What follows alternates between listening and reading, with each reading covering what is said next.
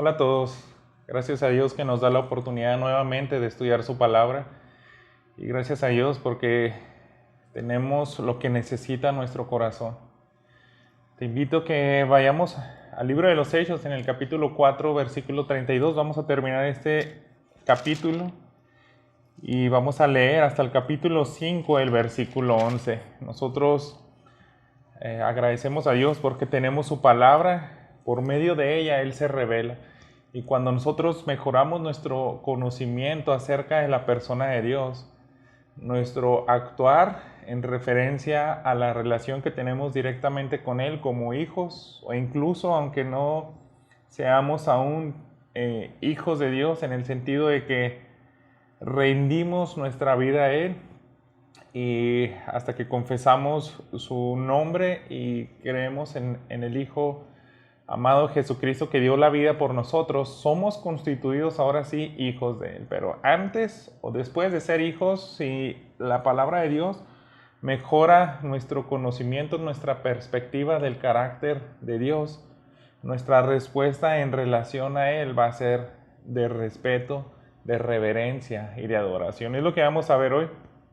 El título del sermón que le he dado yo en este día es Gracia y Disciplina en la Iglesia. Permíteme darle lectura a este pasaje. Dice así en el versículo 32 del capítulo 4. Y la multitud de los que habían creído era de un corazón y un alma, y ninguno decía ser suyo propio nada de lo que poseía, sino que tenían todas las cosas en común. Y con gran poder de los apóstoles daban testimonio de la resurrección del Señor Jesús, y abundante gracia era sobre todos ellos. Así que no había entre ellos ningún necesitado, porque todos los que poseían heredades o casas las vendían y traían el precio de lo vendido, y lo ponían a los pies de los apóstoles, y se repartía a cada uno según su necesidad. Entonces José, a quien los apóstoles pusieron por sobrenombre Bernabé, que traducido es hijo de consolación, levita, natural de Chipre, como tenía una heredad, la vendió y trajo el precio y lo puso a los pies de los apóstoles. Pero cierto hombre llamado Ananías, con Safira su mujer, vendió una heredad y sustrajo del precio, y sabiéndolo también su mujer, y trayendo solo una parte, la puso a los pies de los apóstoles. Y le dijo Pedro a Ananías: ¿por qué llenó Satanás tu corazón para que mintieras al Espíritu Santo y sustrajeras el precio de la heredad, reteniéndola? ¿No se te quedaba a ti? Y vendida, ¿no estaba en tu poder? ¿Por qué pusiste esto en tu corazón? No has mentido a los hombres, sino a Dios. Al oír Ananías estas palabras cayó y expiró, y vino un gran temor sobre todos los que lo oyeron. Y levantándose los jóvenes, lo envolvieron y sacándolo, lo sepultaron. Pasando un lapso como de 3 horas, sucedió que entró su mujer, no sabiendo lo que había acontecido.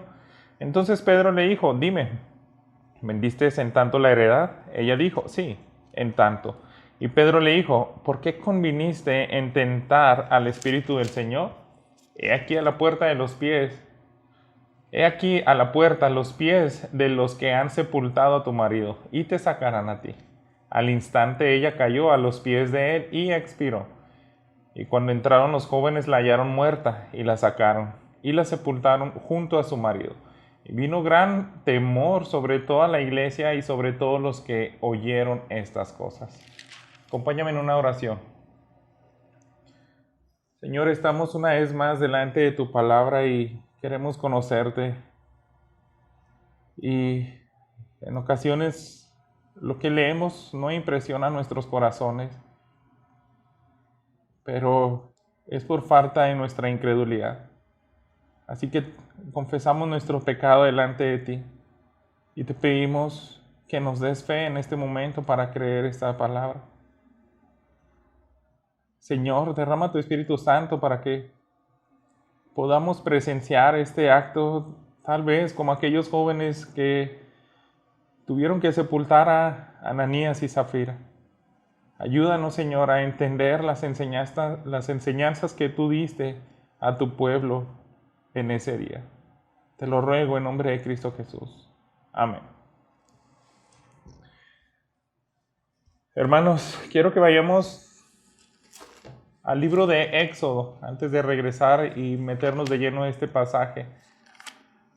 Éxodo capítulo 34, del 5 al 7, nosotros vemos una de las primeras ocasiones que se revela a Dios a su pueblo Israel. Ya se había revelado a algunos personajes como Adán, como a Noé, a Abraham, a Moisés, pero cuando empieza a crecer las 12 tribus de Israel y ya es un pueblo numeroso y aún no conocían a Dios, de repente se presenta a ellos con grandes prodigios, como aquellas plagas que vimos que Él hizo para que salieran de la tierra de Egipto. Pero sin embargo, aquí en el capítulo 34 de Éxodo podemos ver cómo Él mismo se presenta, describiendo acerca de su persona. Fíjense cómo dice el versículo 7, 34, 5 al 7. Y Jehová descendió en la nube y estuvo ahí con él, proclamando el nombre de Jehová. Y pasando Jehová por delante de él, proclamó: Jehová, Jehová, fuerte, misericordioso y piadoso, tardo para la ira y grande en misericordia y verdad, que guarda misericordia a millares, que perdona la iniquidad, la rebelión y el pecado, y que de ningún modo tendrá por inocente al malvado, que visita la iniquidad de los padres sobre los hijos y sobre los hijos de los hijos hasta la tercera y cuarta generación. Aquí, hermanos, acababan de pecar el pueblo de Israel, haciendo enfurecer a Dios por adorar un becerro de oro, mientras Moisés estaba recibiendo las tablas de la ley. Él baja y también se enfurece y quiebra esas tablas de los 10 mandamientos y ahora se le ordena hacer las segundas tablas y es donde Dios se revela de esta manera. Y si se fijan, Él está diciendo algo acerca de su persona, sus atributos, y puede ser algo complejo a nuestra mente humana, pero sin embargo podemos ver perfección en cada una de las cosas que Él dijo. Él se revela y les dice: yo soy fuerte, yo soy misericordioso, yo soy piadoso, yo tardo en airarme, soy grande en misericordia y verdad. Se fijan, hermanos, algunos pudieran decir que el Dios del Antiguo Testamento es un Dios solamente de ira. El Dios del Antiguo y del Nuevo Testamento actúa en ocasiones de unas maneras tan drásticas, pero así es su personalidad. Y Él no se puede negar a sí mismo. Él se describe de esa manera: yo soy todo esto al mismo tiempo. Soy infinitamente fuerte, infinitamente misericordioso, piadoso. Yo soy tardo para la ira, pero cuando ésta llega a manifestarse, yo puedo dar el merecido a cada quien también de una manera terrible. Porque dice: guarda misericordia a millares, yo perdono la iniquidad si se humilla, y la rebelión y el pecado. Pero sin embargo, de ningún modo voy a tener por inocente al mandado. Voy a visitarlos. La iniquidad, las consecuencias de mi castigo pueden llegar hasta los padres, sobre los hijos y sobre sus nietos. Y algo de esto vamos a ver en este día, hermanos. Es un pasaje que contrasta bastante lo que estaba pasando en la primera iglesia. Nosotros ya hemos visto cómo se ha desarrollado a partir del derramamiento del Espíritu Santo una comunidad de creyentes que está creciendo de manera exponencial. Hay 3,000 personas convertidas a Cristo en el primer sermón de Pedro, ahora son 5,000, y cada día se siguen agregando a la iglesia el número de los que están arrepintiéndose de sus pecados y volviéndose a Dios. Y esta comunidad nos muestra estas características. Podemos ver a Dios obrando a través de ellos. Y vemos en la primera parte cómo Él derrama de su gracia. Es una comunidad que está viviendo el favor de Dios en muchas maneras, y ese favor lo pueden ver manifestado en los corazones de los hombres que han sido transformados. Entonces vamos a leer ahora sí el versículo 32 para adentrarnos en esta parte.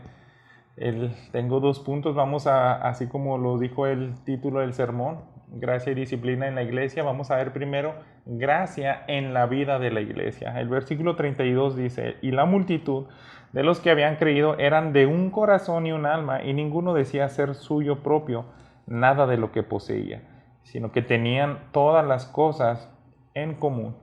Y con gran poder los apóstoles daban testimonio de la resurrección del Señor Jesús, y abundante gracia era sobre todos ellos. Y nos describe Lucas, así era la primera iglesia. Dios había derramado de su gracia y lo había hecho de manera abundante.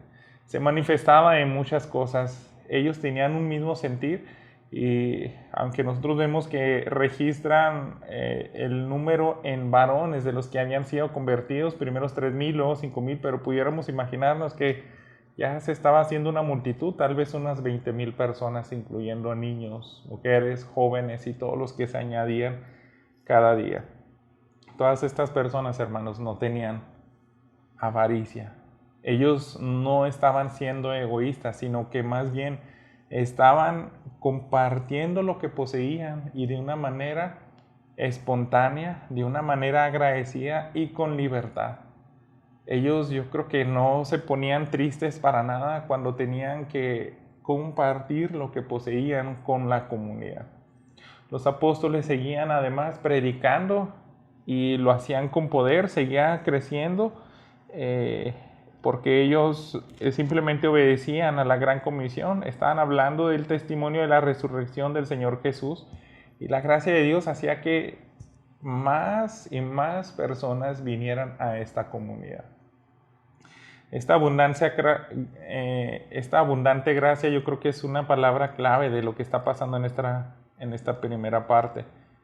Una gracia que se desborda en la iglesia, en la cual el favor de Dios está haciendo de una manera tan visible. Su favor del Espíritu Santo está haciendo que ellos actúen de acuerdo a la voluntad de Dios. Es la clase de creyentes que tú y yo debemos anhelar ser. Cuando Dios derrama de su favor, de su gracia, podemos tener una iglesia sólida, una iglesia que se ama, una iglesia que ve a los demás por encima de ellos. Están más bien para servir que para ser servidos. Así era, y continúa la descripción de Lucas aquí en Hechos, el versículo 34. Así que no había entre ellos ningún necesitado, porque todos los que poseían heredades o casas las vendían y traían el precio de lo vendido, y lo ponían a los pies de los apóstoles, y se repartían a cada uno según su necesidad. Y como vemos, efectivamente nadie estaba buscando sus propios intereses, sino que hacían un inventario de todos los bienes que tenían y simplemente se despojaban de ellos para poder compartir con aquellos que lo necesitaban. Eso hizo que no hubiera absoluta necesidad entre el pueblo de estos creyentes. Ellos estaban viviendo de manera plena, ellos se vieron como alguien en el mismo nivel. Todos eran iguales, nadie era inferior. Y yo creo ellos lo que más les interesaba era seguir gozando de esta experiencia. Dios había puesto ese sentir en la comunidad. Ellos no buscaban de sus propios intereses, sino en especial veían por el necesitado.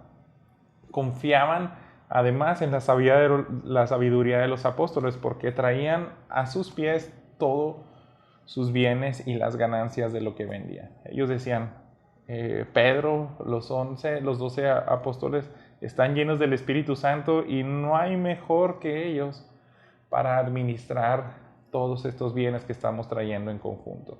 Así era esto. Ellos confiaban en sus líderes, ellos entregaban de buena fe, porque decían, son los más sabios para repartir todo esto.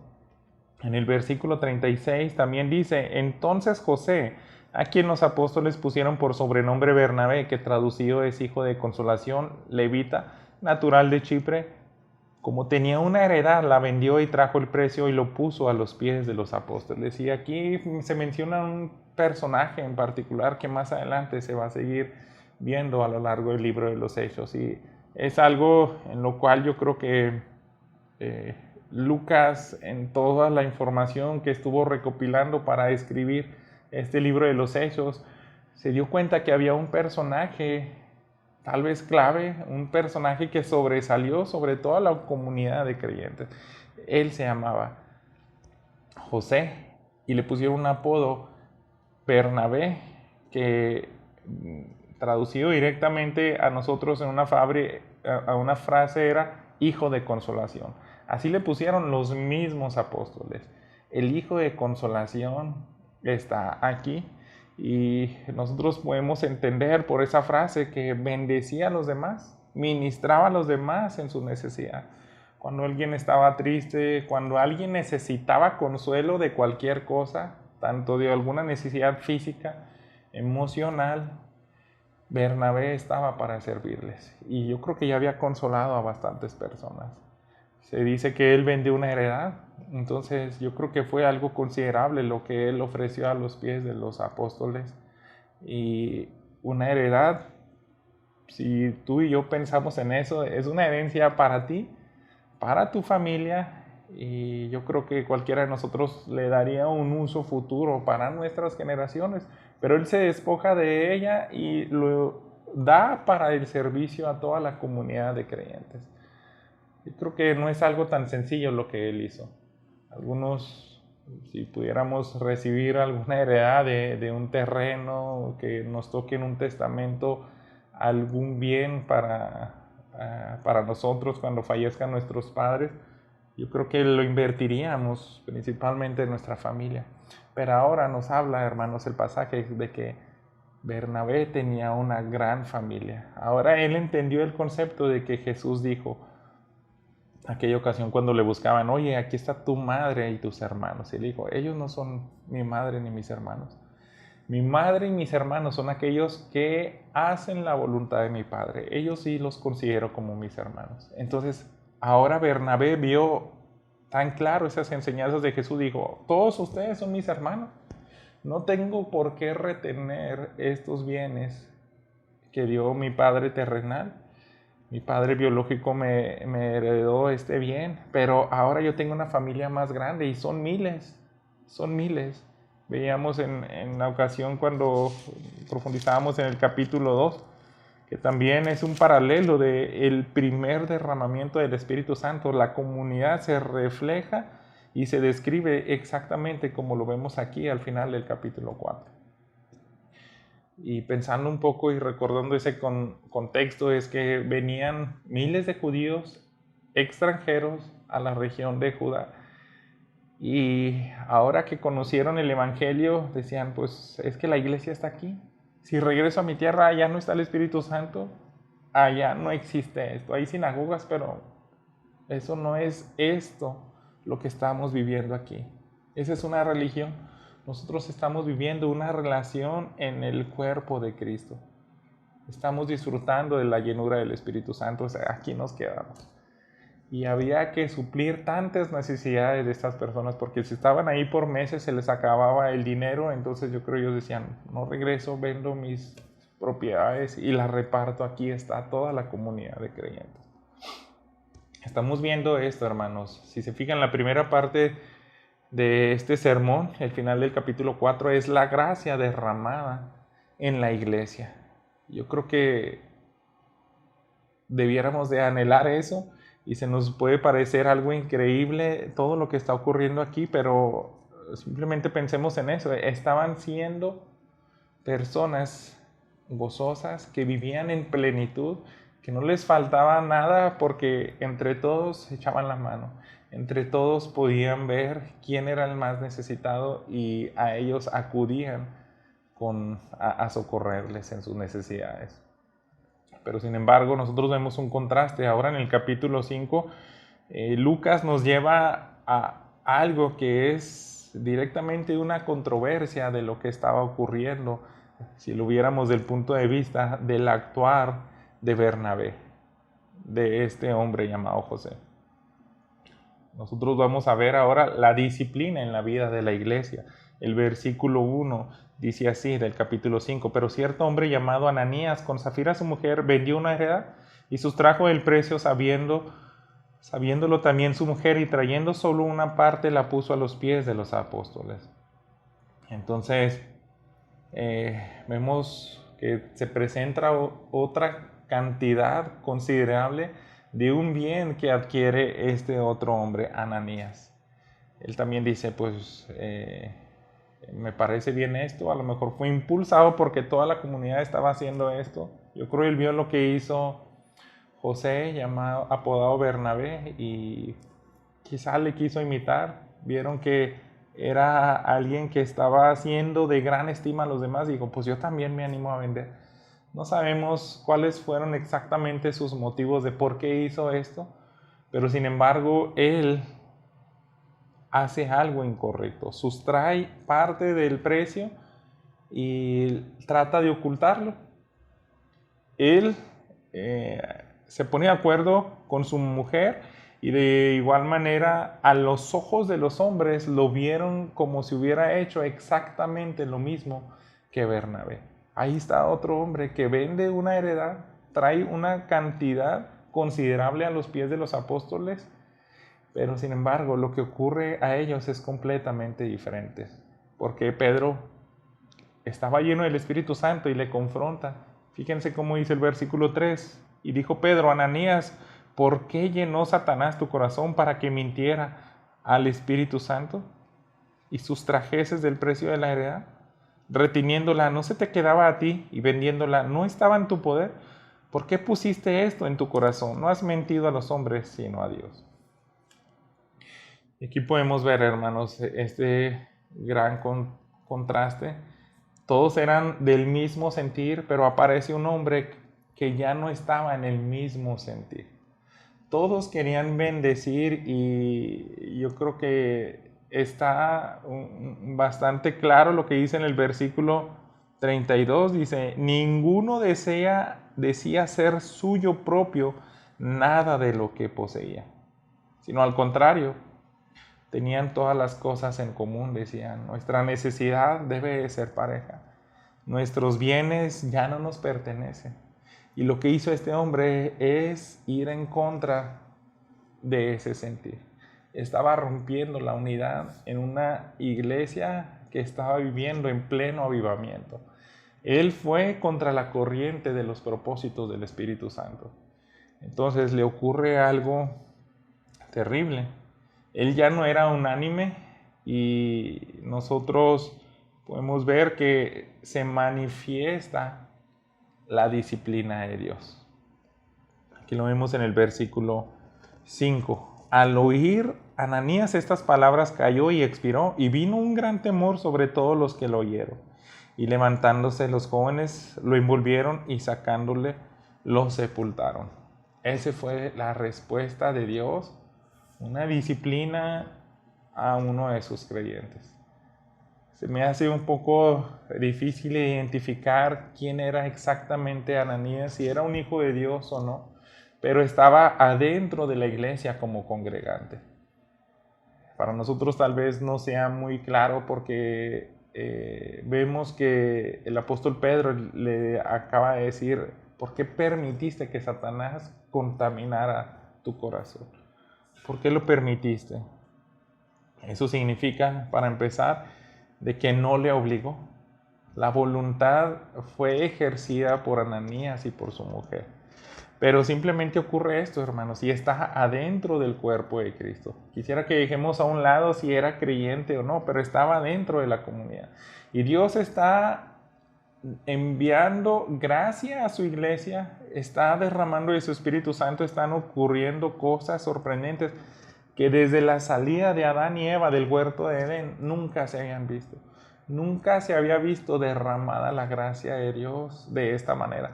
Había visto su pueblo anteriormente milagros y prodigios, había visto también la misericordia de Dios, pero yo creo que hasta este punto de la historia esto es algo sin paralelo.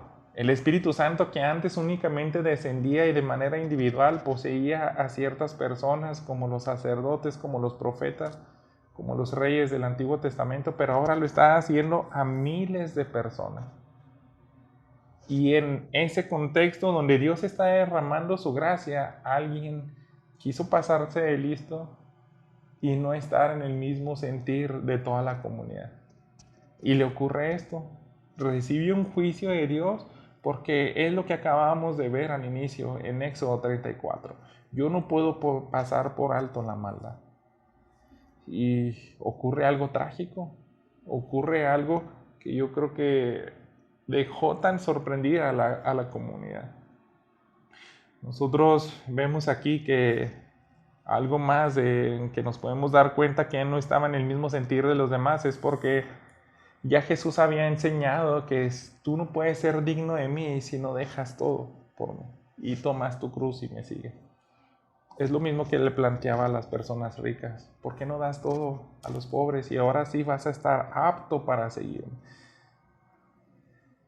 Lo vimos con Zaqueo, aquel publicano que yo creo que también tenía bastante dinero y sin embargo cuando es transformado por Cristo, por el mensaje de salvación, él dice, yo voy a dar la mitad a los pobres, pero sin duda fue porque también quería recompensar cuadruplicado a aquellos que había defraudado. Entonces yo creo ahí se le fue quizás toda la fortuna. Él manifestó diciendo, yo doy todo por Jesús. Y Ananías no estaba haciendo eso, mientras toda la iglesia sí lo hacía.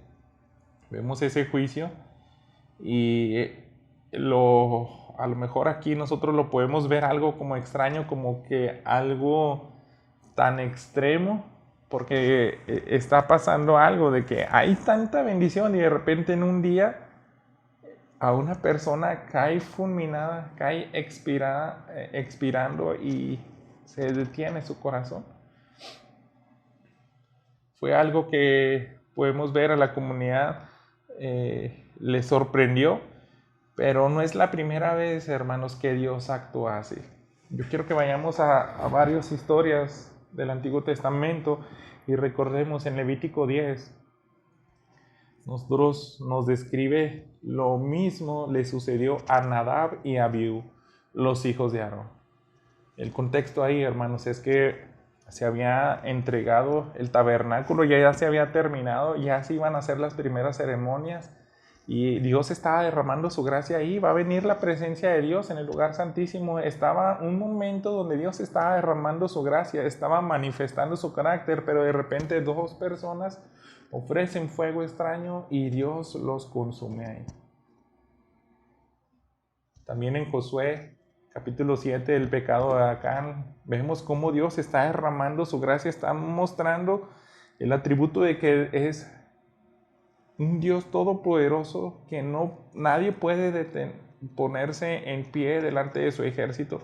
Y Josué empieza a conquistar toda la tierra, hasta que ocurre el pecado de Acán, y esta persona también termina en un final terrible. Dios manifiesta también su juicio de una manera muy fuerte.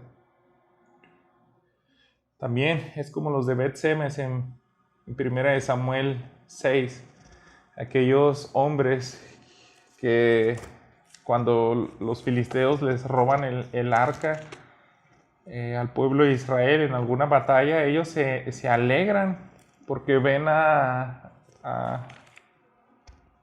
que los han devuelto a los filisteos. Aquella ocasión donde le ponen en una carreta y les está remolcando unas vacas. Y ellos, quiero ir a este pasaje para que veamos cómo se describe la escena. En el versículo 13, los de Bet-Semes segaban el trigo en el valle y alzando los ojos vieron el arca y se regocijaron cuando la vieron. Puedes ver, hermanos, Dios está derramando su gracia ahí. Está derramando su gracia en los de Bet-Semes y caen en regocijo. Está regresando el arca del pacto. Pero fíjate ahora lo que dice el versículo 15. Los levitas bajaron el arca de Jehová y la caja que estaba junto a ella, en la cual estaban las joyas de oro, las pusieron sobre aquella gran piedra, y los hombres de Bet-Semes sacrificaron holocaustos y dedicaron sacrificios a Jehová en aquel día. Dice el versículo 19, entonces Dios hizo morir a los hombres de Bet-Semes porque habían mirado dentro del arca. Hizo morir del pueblo a 50,070 hombres, y lloró el pueblo porque Jehová lo había herido con tan gran mortandad. Fue algo terrible, hermanos. Estaban en una fiesta, estaban gozándose, estaban ofreciendo sacrificios a Dios, pero de pronto se acaba la fiesta y más de 50,000 personas pierden la vida ahí.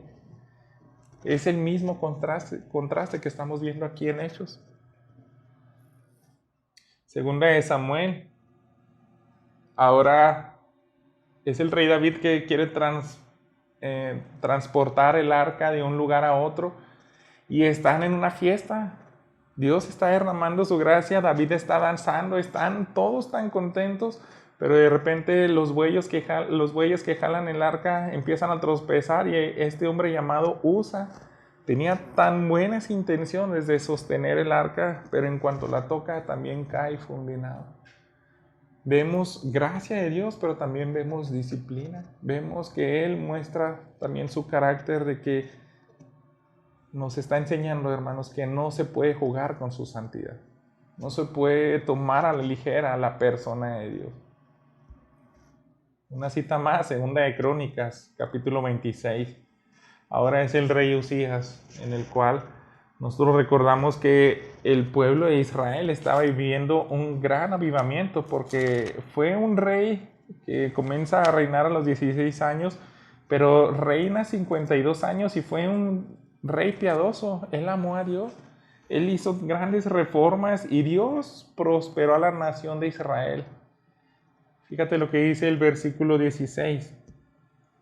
Cuando ya fue fuerte, su corazón se enalteció para su ruina, porque se rebeló contra Jehová su Dios. Entrando en el templo de Jehová para quemar incienso en el altar del incienso, entró tras él el sacerdote Azarías, y con él 80 sacerdotes de Jehová, varones valientes. Se pusieron contra el rey Usías y le dijeron: no te corresponde a ti, oh Usías, quemar incienso a Jehová, sino a los sacerdotes hijos de Aarón, que son consagrados para quemarlo. Sal del santuario porque has prevaricado, y no te será para gloria delante de Jehová Dios. Entonces Usías, teniendo en la mano un incensario para ofrecer incienso, se llenó de ira, y en su ira contra los sacerdotes, la lepra le brotó en la frente delante de los sacerdotes en la casa de Jehová, junto al altar del incienso. Le miró el sumo sacerdote Azarías y todos los sacerdotes, y aquí la lepra estaba en la frente. Le hicieron salir apresuradamente en aquel lugar, y él también se dio prisa a salir, porque Jehová lo había herido. Así el rey Usías fue leproso hasta el día de su muerte. Se cree que este rey había llevado al esplendor a la nación de Israel casi igual que el rey Salomón. Él había formado un gran ejército, había inventado máquinas de guerra para defender la ciudad y el país, pero él peca. Está Dios derramando la gracia por 52 años a la casa de Israel, y sin embargo este hombre toma a la ligera esa bendición de Dios y él muere de lepra. Se fijan, hermanos, Dios derrama gracia a su pueblo, a su iglesia, pero también es un Dios que no cambia y derrama disciplina. Yo quise traer a la luz todos estos pasajes paralelos porque seguimos teniendo el mismo Dios. Y lo afirma. Ya había pasado esto con Ananías, pero no solamente con él.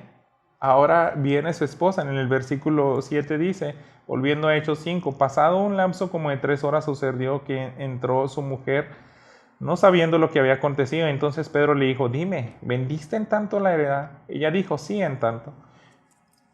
Y Pedro le dijo: ¿por qué conviniste en tentar al Espíritu del Señor? He aquí a la puerta los pies de los que han sepultado a tu marido, y te sacarán a ti. Se fijan, hermanos, Dios es un Dios tardo para la ira. Utiliza a Pedro para darle una oportunidad más a la esposa de Ananías. Porque no ocurrió lo siguiente. En cuanto entra a la puerta, bien pudo haber sido fulminado. Pero Pedro le dice: oye, te tengo algunas preguntas. Y es lo mismo. Él quería darle una oportunidad de que ella confesara y no terminara igual que su esposo. Ella bien me hubiera dicho: pues sabes que te mentimos. Tal vez se hubiera arrepentido, y no debemos de dudar que Dios la hubiera perdonado, porque es lo que acaba de Es lo que vimos, cómo se describe él mismo en Éxodo 34. Yo tengo misericordia para el que me teme, el que se humilla, el que confiesa su pecado. Pero sin embargo, si es alguien rebelde, ahí yo no puedo pasar por alto mi justicia. Y es lo que ocurre aquí con ella. El versículo 10 dice, al instante ella cayó a los pies de él y expiró, y cuando entraban los jóvenes la hallaron muerta, y la sacaron y la sepultaron junto a su marido. Y vino gran temor sobre toda la iglesia y sobre todos los que oyeron estas cosas. Hermanos, nosotros podemos hacer exactamente lo mismo que Ananías y Zafira, y lo hacemos. Nos recuerda este texto, hermanos, que a pesar de que haya un avivamiento, a pesar de que tengamos el favor de Dios en nuestras vidas, nosotros no somos perfectos, nosotros pecamos. Todas las personas que vimos que fueron fulminadas en el Antiguo Testamento, ellos eran del pueblo de Israel, tenían buenas intenciones tal vez, pero aún no conocían a profundidad el carácter de Dios y no conocían a profundidad que con Él no se juega, con su santidad. Y estas son las cosas que yo quería traer a ustedes este día, que aprendamos más acerca del carácter de Dios. Sí, es un Dios que derrama de gracia y misericordia, de amor, de compasión, pero también es un Dios que disciplina a su pueblo, y cuando sus planes son bendecir al que aún no ha venido a los pies de Jesús, nada puede detener esos planes. Yo creo que Satanás ya había intentado detener este avivamiento desde que los líderes religiosos les advierten a Pedro y a Juan, ya no prediquen en su nombre. Satanás usó un ataque externo en la iglesia para detener este avivamiento, pero no lo logró. Ahora Satanás, de manera astuta, trata de introducirse a la iglesia y lo logra hacer contaminando el corazón de Ananías. Nosotros vemos que logró este propósito, atacar de manera interna a la iglesia. Y Dios no iba a permitir que se detuviera ahí la obra, sino que hizo algo tan drástico, tan radical, para que la obra siguiera adelante, para mostrar a sus hijos quién es Él y que actuaran de una manera correcta respecto a su persona.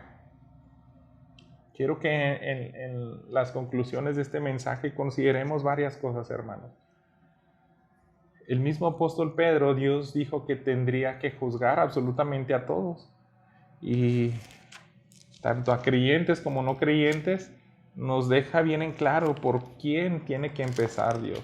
En 1 Pedro 4:17 dice lo siguiente: porque es tiempo de que el juicio comience por la casa de Dios, y si primero comienza por nosotros, ¿cuál será el fin de aquellos que no obedecen al evangelio de Dios? El apóstol Pedro decía, a nosotros mismos como iglesia Dios puede tratar duramente con nosotros porque no se juega con su santidad. Su favor es tan grande y nos da tantas bendiciones, pero a veces nosotros somos tan ingratos y no reaccionamos de la manera correcta que se espera. También Dios se revela a su iglesia como alguien que utiliza estas situaciones tan drásticas para seguir purificando a su pueblo, para seguir santificándolos. En el Salmo 9, versículo 20, es un salmo en el cual pues, nos habla bastantes cosas del carácter de Dios. El contexto o los primeros versículos de este salmo es que Él tiene un lugar muy especial a los pobres, y habla de que es refugio para ellos, que Él tiene compasión de ellos, Él derrama gracia de ellos, a ellos. Pero al final, fíjense, levántate, oh Jehová, no se fortalezca el hombre, sean juzgadas las naciones delante de ti. Pon, oh Jehová, temor en ellos, conozcan las naciones que no son sino hombres. El salmista dice eso, también da a conocer que te tomamos muy a la ligera. El hombre natural es algo que lo hace de una manera, pues a ciegas, no se dan cuenta que cuál es la gravedad de pecar contra Dios, pero incluso la misma iglesia necesitamos también recordar que solamente somos hombres, hermano. Es uno de los resultados de lo que ocurre aquí en esta experiencia. Aquí en el versículo 11 dice, vino gran temor sobre toda la iglesia. Pero no solamente sobre la iglesia, aquí dice el texto, y también sobre todos los que oyeron estas cosas. Ese y está haciendo la división. Es la iglesia, pero no solamente la iglesia. Y también se dieron cuenta aquellos que todavía no pertenecían a la iglesia.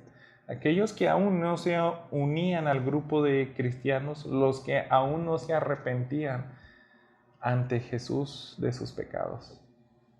Dios utilizó esta situación para también infundir temor al no creyente.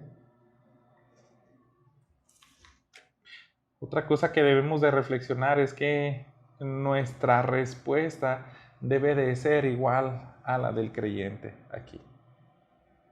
Ellos se nos describe que responden con gran temor sobre la congregación. Ellos tuvieron ahora una reverencia más correcta delante de Dios. Y quisiera que regresáramos otra vez a los pasajes específicos de las citas que yo te di.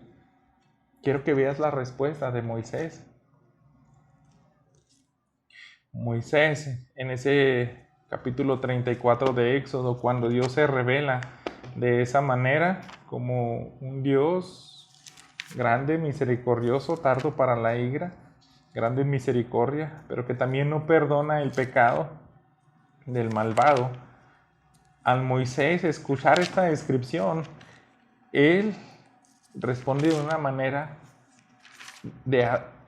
correcta que tú y yo debemos de imitar. Fíjate cómo dice Éxodo 34, pero en específico este versículo 8. Entonces Moisés, apresurándose, bajó la cabeza hacia el suelo y adoró. Eso es lo que se merece nuestro Señor. Cuando muestra su juicio, su disciplina, y nosotros, al haber manchado su santidad con nuestros errores, y Dios haga uso de usar también esos atributos para hacernos volver a Él en situaciones fuertes, radicales, como la de este hombre que muere en ese instante junto con su esposa, nuestra reacción debiera ser de adoración, de sometimiento y de temor ante este Dios. Moisés, apresurándose, baja la cabeza hacia el suelo y adora. Pero ahora quiero que veas la reacción de Aarón cuando mueren sus hijos. Cuando Dios consume a Nadab y a Abiú, ahí en Levítico capítulo 9, fíjate lo que hizo Aarón en el versículo 3. Y a los hijos de Israel hablarás diciendo, estaba leyendo el 9, dice 10:3. Entonces dijo Moisés a Aarón, esto es lo que habló Jehová diciendo, en los que a mí se acercan me santificaré, y en presencia de todo el pueblo seré glorificado. ¿Y qué hizo Aarón? Cayó. Él no replicó, él no dijo, este Dios es terrible, mata a mis hijos que acaban de ser santificados para ministrar delante de él. Él no agregó absolutamente ninguna palabra. Él se dio cuenta quién era Dios y simplemente calla y no replica. Yo soy igual que mi hijo. A veces tengo ciertas discusiones y nos enojamos. Y mi esposa, yo creo, se desespera porque empezamos a discutir y él hace algo incorrecto y yo le trato de hacer ver, es que yo te lo advertí, y él sale con una excusa. Pero es que pasó esto otro, pero ya te había dicho antes. Y así nos pueden ver por bastante tiempo, porque somos duros. Pero no podemos hacer esto delante de Dios. Cuando estemos en desacuerdo con Él, su sabiduría, su santidad, su persona, es simplemente poner un alto y humillarnos y callar, guardar silencio cuando Él haga cosas en nuestras vidas para darnos alguna lección o manifestar alguno de sus atributos. A veces ocurren tragedias en la iglesia, hermanos. A veces ocurren tragedias en nuestra familia, en el mundo entero y nuestra reacción no es la correcta. Pero gracias a Dios porque tenemos este pasaje que nos enseña cómo debemos de actuar en relación a cuando Dios manifiesta su ira, su disciplina en el pueblo de Dios. Quiero que vayamos ahora a Josué capítulo 7 para ver lo que ocurrió en este incidente con Acán. Él había pecado, habían sufrido grandes pérdidas del ejército de Israel, pero fíjate cómo actúa Dios. Aquí en el versículo 23 dice, tomándolo de en medio de la tienda, lo trajeron a Josué y a todos los hijos de Israel, y los pusieron delante de Jehová. Entonces Josué y todo Israel con él tomaron a Acán, hijo de Zera, el dinero, el manto, el lingote de oro, sus hijos, sus hijas, sus bueyes, sus asnos, sus ovejas, su tienda y todo cuanto tenía, y lo llevaron todo al valle de Acor. Y le dijo Josué, ¿por qué nos has turbado? Túrbete Jehová en este día. Y todos los israelitas los apedrearon y los quemaron después de apedrearlo. Fue tan drástico también aquí. El avivamiento, la manera en cual Dios está derramando su gracia sobre el ejército de Israel que vencían todas las victorias, todas las guerras, pero aquí trató bien fuerte con el pecado de un solo hombre. Y como consecuencia vemos que cumple lo que él efectivamente dijo en Éxodo 34. Yo también puedo hacer que las consecuencias vayan con sus hijos y los hijos de sus hijos. Queman a toda su familia y hasta los animales. Algo terrible, pero la respuesta del pueblo obedeció a Dios. Y fíjate el versículo 26, y levantaron sobre él un gran montón de piedras que permanece hasta hoy. Y Jehová se volvió del ardor de su ira, y por esto aquel lugar se llama el Valle de Acor hasta hoy. Esto es su turbación, así significa el Valle de Acor. Pero el dejar ese monumento de piedras es porque en un futuro los hijos de Israel veían este tipo de monumentos, y si alguien preguntaba, oye papá, ¿qué están haciendo todo ese montón de piedras allá? Y ellos tenían que recordar cómo es el carácter de Dios. Ahí, hijo, lo que pasó es que Dios manifestó gracia. Sin embargo, nosotros somos pecadores. Y también nos disciplinó. Mostró su justicia y su ira. Y se fijan, la reacción del pueblo fue correcta. Eliminan ese pecado de Israel, pero también recuerdan, hacen algo visual para recordar cómo es el carácter de Dios. Ese carácter no cambia. También en 1 Samuel 6, quiero que veamos lo que ocurre en la reacción de los hombres de Bet-Semes, aquellos que habían muerto miles y miles, más de 50,000 hombres por ver adentro del arca del pacto. Fíjate lo que dice el versículo 20. Y dijeron los de Bet-Semes, ¿quién podrá estar delante de Jehová, el Dios santo? ¿A quién subirá desde nosotros? Ellos se dieron cuenta, con este Dios no se puede actuar a la ligera. Ahora 2 Samuel capítulo 6. En este incidente, cuando David transporta el arca y perece Usa, el que toca el arca del pacto, algo que era prohibido. Dice el versículo 8, se entristeció David por haber herido Jehová a Usa, y fue llamado a aquel lugar Pérez Usa hasta hoy. Y temiendo David a Jehová aquel día, dijo, ¿cómo ha de venir a mí el arca de Jehová? ¿Se fijan su actitud? Fue de reverencia y de temor delante de Dios. De ahora en adelante yo no lo voy a tomar a la ligera. Segunda de Crónicas, capítulo 26. Acerca del final de la vida del rey Usías. En el capítulo 26, ya una vez que él muere, lo que hace el pueblo, dice el versículo 23, y durmió Usías con sus padres, y lo sepultaron con sus padres en el campo de los sepulcros reales, porque dijeron, leproso es, y reinó Jotam su hijo en lugar suyo.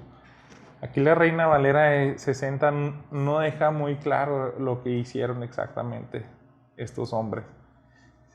Si tú consultas en muchas otras versiones de la palabra de Dios, te vas a dar cuenta que ellos distinguían un lugar exclusivo para los reyes, pero también tenían un panteón cerca del lugar donde sepultaban a los reyes. Por ejemplo, la NBI dice, lo sepultaron cerca. ¿Por qué? Porque murió de lepra. Ellos dijeron, Dios trató con él de una manera fuerte y él murió como leproso, pero ahora no es digno de que sigamos pecando en rebeldía contra Dios, así como lo hizo él. Habían leyes, habían costumbres que dijeron, ya no se merece ese lugar. Hasta el mismo pueblo de Israel actuó de manera sabia, con un temor reverente a Dios. Dijeron, vamos a darle la sepultura que se merece y que le corresponde. Porque es más importante la santidad de Dios. No se juega con Él. Y si Él le dio esa enfermedad, no es digno de morir en el panteón real, sino lo vamos a acercar lo más que podamos. Así ocurre con el rey Uzías. Si Dios nos permitiera vivir un avivamiento, hermanos, yo creo que debemos de agradecerle porque Él nos está anticipando. Él nos está mostrando que cuando Él derrame gracia sobre nuestras vidas, lo puede hacer de manera personal, lo puede hacer de manera como iglesia. Nosotros ahí en ese momento es donde más debemos de tener cuidado de dirigirnos a Él de la manera correspondiente. Debemos de ver que es un Dios de gracia, pero también un Dios de justicia. Yo creo que eso es lo que pedían siempre los hombres que vivieron cerca de los avivamientos. Yo leyendo algunas biografías, sabía que algunos, aunque todavía no recibían ese derramamiento especial del Espíritu Santo, en el cual ellos podían ver el actuar de Dios sobre su iglesia, ellos hacían oraciones similares a esta. Por favor, Dios, guarda nuestro corazón del orgullo, para que cuando venga ese avivamiento nosotros podamos manejar bien la situación como se lo merece. No como el rey Uzías, todo le fue bien hasta que en algún punto él se ensorbece y terminó en ruina. Y no solamente necesitamos un avivamiento, hermanos. El Dios de Israel es el mismo de siempre y nos invita a reaccionar de manera correcta delante de Él. Vamos a orar. Señor nuestro, muchas gracias por esas enseñanzas que has traído a nuestras vidas. Y queremos, Padre, pues no tomar a la ligera tu palabra. Si quisiéramos vivir algún avivamiento, si quisiéramos que cambies la situación en la cual vivimos, pero yo creo que en este momento estás haciendo cosas en tu iglesia, en la vida de mis hermanos. Y quieres, Padre, que reaccionemos de una manera reverente delante de ti, que callemos delante de ti cuando haces cosas drásticas que a veces nos van a conmover, a veces quisiéramos replicarte, pero tú eres el Dios soberano, tú eres un Dios grande en misericordia, tardo para la ira, has sido tan paciente con nosotros, Señor. No permitas, Padre, que despreciemos esa gracia, porque va a ser terrible para nosotros, va a ser terrible para tu iglesia y sobre todo también para el pecado. Tú puedes hacer que esta palabra llegue a nuestros corazones, te lo pido, Señor. Que no la desechemos, sino que dé fruto a su tiempo. Alabado seas, Padre, en Cristo Jesús. Amén.